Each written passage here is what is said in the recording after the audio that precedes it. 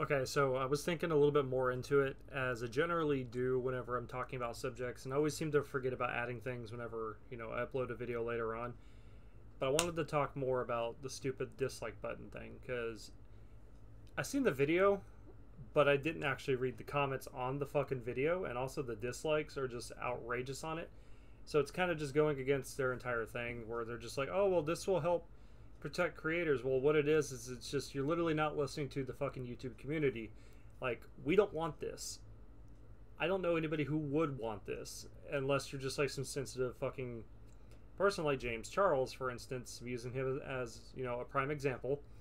He had a bit of a lot of controversy. YouTube is very like, we have to tiptoe and protect him at all costs because, he's kind of our golden boy right now because we're trying desperately to replace PewDiePie. You guys remember like a year or two ago whenever PewDiePie and T-Series was having that big beef thing? And YouTube asked on Twitter, like, who's your favorite YouTuber? And every fucking person said PewDiePie. YouTube ignored it. That one chick was like Jenna Marbles. They responded to her. It's like that. We're getting this basically right now. And they're protecting these fucking people. So I didn't think about it, but we got people like James Charles. We got people like Nissan. There's Ethan Klein, for instance. We got like all these like fucking controversial people who do and say terrible things, and we're basically protecting them because all of them are just really to the point where they have to. They have brands, is what it is. They're selling products, and on top of that, it's not just them either. Like we also have. Sorry, I keep getting text messages. We also have like actual corporation brands that are on the site. It's not even just the White House, because I was talking about that in the last video. It's they were testing it out with the White House YouTube channel officially by blocking out the dislikes so you couldn't see it or whatever. But here's the thing, like, you're not learning anything if you're blocking this shit out. No one's understanding like, hey, this is a bad video or this is a bad idea. It's essentially it's manipulation and brainwashing. That's what it is. Because you're going to get these people who eventually are just not going to care about this being a thing anymore, and they're going to be like, this is probably for the best and it's going to help the community out a lot better. And it's fucking not. It's really fucking not. And I think it's disgusting, personally. Like I said, I don't care if I get dislikes. I don't think anybody should care if you get dislikes. It just kind of lets you know that people disagree with you. That's okay. That's what life is. We're supposed to have disagreements with people so we can learn and educate and, adapt and evolve and overcome things, right? You're kind of taking out the entire point of a conversation at this point, and it's just stupid censorship. And I don't like censorship. I absolutely hate it. And it just shit like this makes me glad that I'm the way I am, where I don't care about like offending people or whatever. Because I've said this a million times. If you get offended by anything I say, I'm probably not the person you should be watching. Or if you get offended by anything I say, well, that's entirely on you. It's not my job to, watch and babysit or tiptoe and everything around to make sure that your fucking feelings are okay. Because I personally don't care how you feel about anything that I say or do.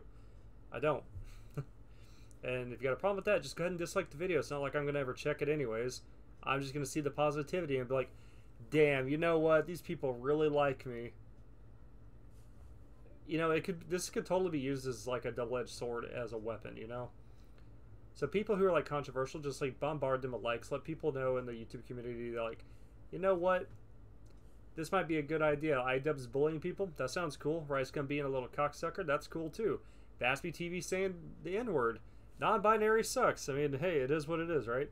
What are you going to do? Dislike my video? Again, I will never check it, so who cares? I'm not going to go into my fucking YouTube Studios app, click the video, type in a specific videos just to find out. It is so goddamn gay and stupid for me to take the time to go do this shit. I don't fucking care. It's retarded. This is absolutely retarded. I don't... Dude, it's bad enough, and I get a lot of these comments across both of my YouTube channels, and if they say one wrong word, I can't find the comment. I will sit here and lurk. I will sit here and look for like a good 5 minutes until I just abandon it because I get tired of looking. It's stupid because it's like, why would you even notify me, YouTube, that I got a comment just so you can hide it because you don't like what they had to say? Which I clearly don't care if you say it on my channel, because guess what? I have it set up in the comment things whenever I upload a video that I allow all comments. I don't care what the keywords are. I don't care if people are saying nigger or saying faggot or saying bitch or cunt. I don't fucking care. I really don't, because you know what? I don't believe in censorship. Now, I don't believe anybody that's saying this shit's like trying to be an asshole or anything like that. Like, people get on 4chan, they think like this is just a cesspool of like horrible things, but I mean, it is, kinda. But when it comes to the language that's used on the website, I wouldn't say that these are like actual racist people. I mean, some of them maybe, but I feel like it's just more like people just venting and just built up anger because of like how everything is nowadays, and this is like the only place that they can go to unleash it. It's kind of like a purge in its own right, you know, like, but it's on the internet and it's on a specific site. YouTube used to be similar to that, where people used to make controversial, you know, videos that we call controversial now. 2014, we didn't seem to give a fuck if like Jenna Marbles did a blackface Nicki Minaj video or whatever the fuck it is that she did that she canceled herself for, or Shane Dawson fucked his cat with a pencil, or whatever the fuck it was. Remember that? Nobody cares. Nobody, like, everyone suddenly cares about, like, oh my god, how could he do this? He made a joke about... Oh man, I thought that was a spider in the... It scared the fuck out of me. But, you know, you guys remember, like, how everyone was making a big deal about him because he made some jokes about Willow Smith or whatever, and it's, you know, it was just a distraction to cancel Shane Dawson. That's all it was. Like, nobody fucking cares. Nobody in their right mind gives a shit what James Charles or any of these people fucking do. We don't care because we know they're all terrible people. Everyone's rich and a millionaire on YouTube. Of course, they're going to be, like, disconnected with how actual audience people are and how people who are, like, smaller than them work and function on this channel. You know, like, YouTube's just going to censor out all the smaller channels with this anyways. And it's pretty much a dead giveaway, like, things were going to be changing in this direction whenever T-Series overtook PewDiePie.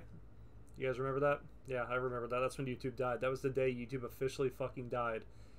And, you know, we had, like, the big L's for YouTube. We had T-Series defeating PewDiePie, finally.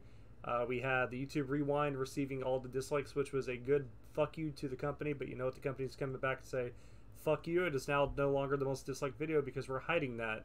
So you'll never be able to fucking tell anymore. There may be a video that's worse than that. We're never going to know. You know, it just sucks, and now we're losing the dislike button. So, yeah, we're at this milestone of, you know, bullshit that's happening with our world now.